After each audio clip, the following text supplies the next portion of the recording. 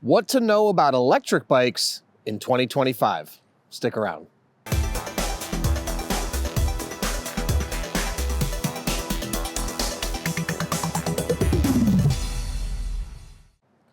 Hey everyone, I'm Dustin. I have nearly 20 years experience in the bike and e-bike industry, and today we're going to answer the question, what to know about e-bikes in 2025. Now, before we get into it, hit that subscribe button below. Stay in touch with us here at 630. Be the first to know about all the new content we're putting out, giveaways we're doing, and of course, new product releases. All right, right here, I've got 3 of 630's e-bikes, the Simple Step Through 20-inch, the Every Journey, and our Relaxed Body 20-inch. These are all really cool electric bikes, and they're all linked in the description below if you want to check them out. All right, let's say you are shopping for e-bikes in 2025, or you are just curious to keep up to date with the market and what's going on with e-bikes. Let's get into it and fill you in.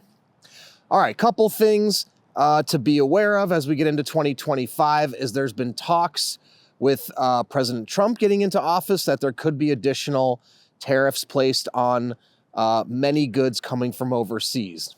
Now, at this point, a very large percentage of electric bikes in the US are still coming from China and other countries in Southeast Asia. And if that were to happen with the additional tariffs, almost certainly you would see a large percentage of e-bikes in the market increase anywhere from 10 to 20%. Now, costs are coming down in the marketplace as e-bikes are becoming more common and the technology is becoming more commonplace as well. So possible you might see that offsetting the increase in the tariffs, but very hard to say. Now, from an actual product standpoint, with the market of e-bikes, you saw a lot of inventory come in 2020 and post-COVID, and now you've seen many suppliers that flooded the market trying to sell down that inventory. So you are seeing some great deals in the marketplace happening today, and also I forecast that to still be going on in the spring of 2025 as suppliers and manufacturers sell down on their current inventory on hand. Now, as that inventory starts to sell down, the good news is we're starting to see a lot of new products, new innovative designs like the 630 Relaxed Body with this type of seat. You're also seeing more manufacturers getting into specific niches to find different customers. So you're finding all sorts of different types of e-bikes popping up. Now, I would suspect in 2025, we are going to see a lot of e-bike brands that are going to either go out of business or there's going to be a lot of acquiring from companies acquiring other companies as the industry consolidates. Now, we've already seen this happen with a few major players in the e-bike industry. Sondors was a big one that is now gone. And recently another one called Juiced got acquired by a mystery buyer at this point. It hasn't been released who. But I suspect that is going to continue into 2025 once the industry settles out with who the players will be over the next few years. Now, with that said, you're seeing a lot of new people getting into e-bikes every day, companies that are out there. It's a good and a bad thing. You have to be careful if you are looking to purchase.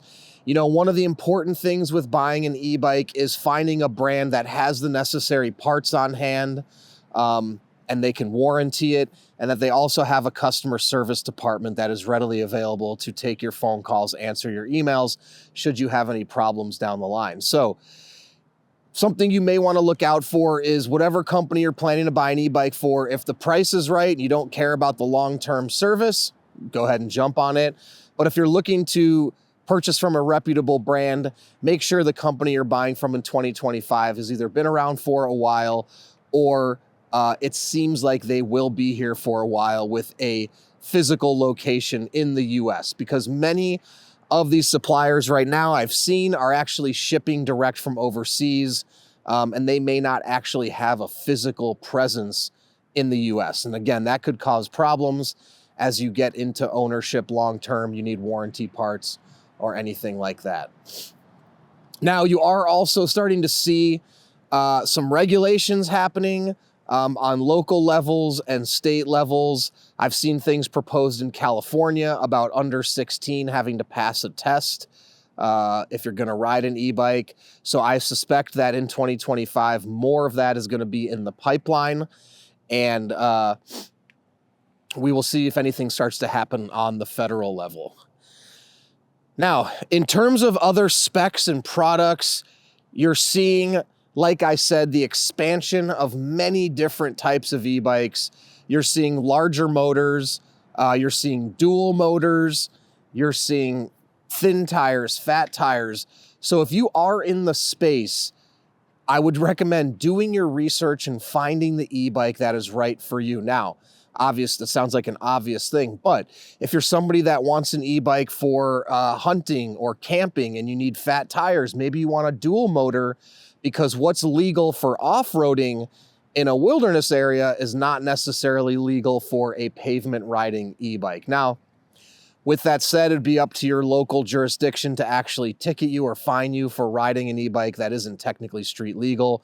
I'm sure they would mostly base it on how fast you're going versus the actual specs of your e-bike. So my one suggestion is just obey all the local laws when it comes to the speed limit, so you don't, flag the local police and accidentally get ticketed. I am seeing that happening in San Clemente here, where the local law enforcement is starting to actually apprehend e-bikes for riders that are going very much in excess of the speed limit. And I'm talking like 30, 40 miles an hour on an electric bike. So that is happening out there. Now, in terms of the overall price, I talked about the tariffs. I would say the e-bike market for the most part is holding. The prices are holding. You're still seeing, average prices of e-bikes in bike stores around $2,000 to $3,000. I would say online you're seeing about $1,000 to $2,000. Now you can find e-bikes under $1,000 for $300, $400, $500, $600 on Amazon, on Walmart, places like that. Again, a lot of these brands don't have a physical presence in the US, so just make sure that you're buying, the right e-bike for you. But that mid-range of e-bikes, the $1,000 to $2,000 online and that $2,000 to $3,000 in store, that price has been holding pretty constant. Like I said, you've seen a lot of lower price entries into the market, maybe smaller motors, less reputable parts, things of that nature.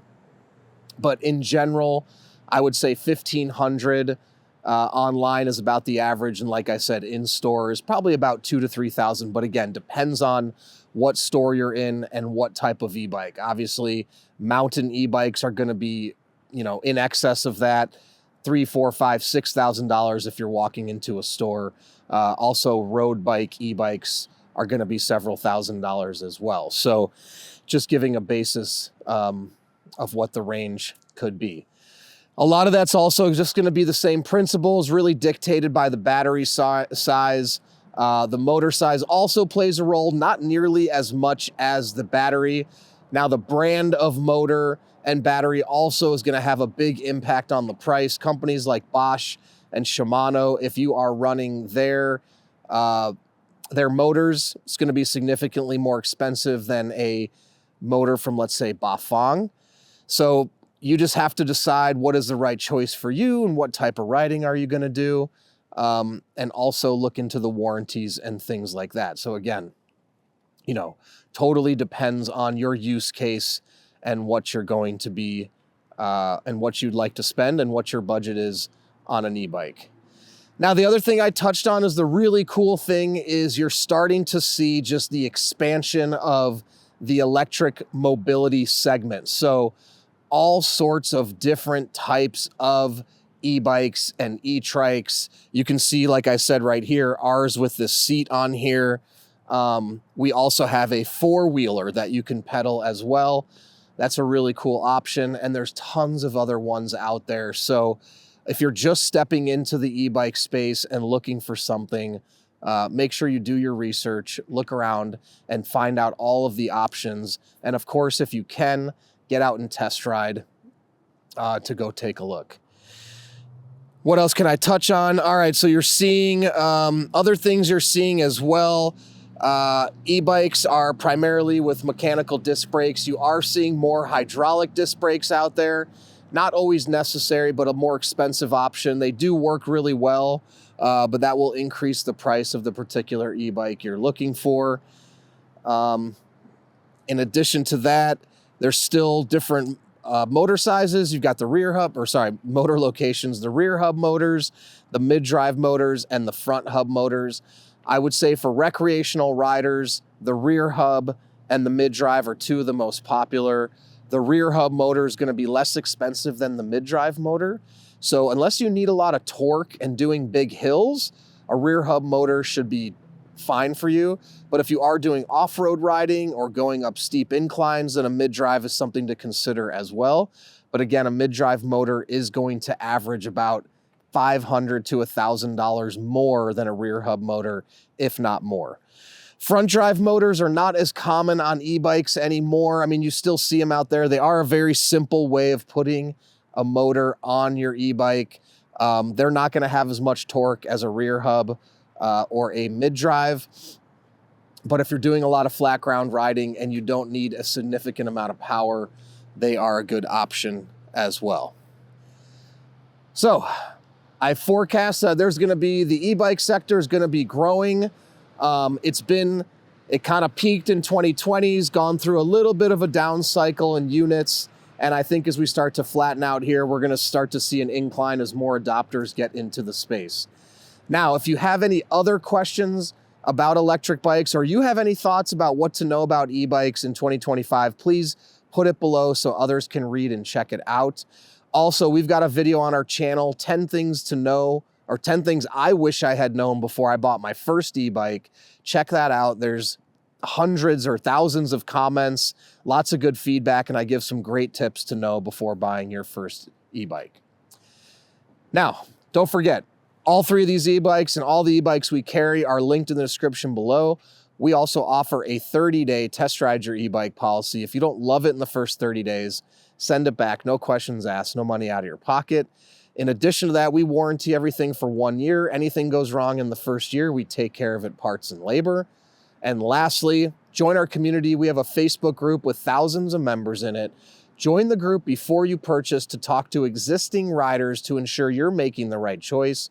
Then when you have yours, post in the group, make friends, and finally download our app to track your rides and compete on the leaderboard. So thanks for sticking around, and don't forget, it's your journey or experience.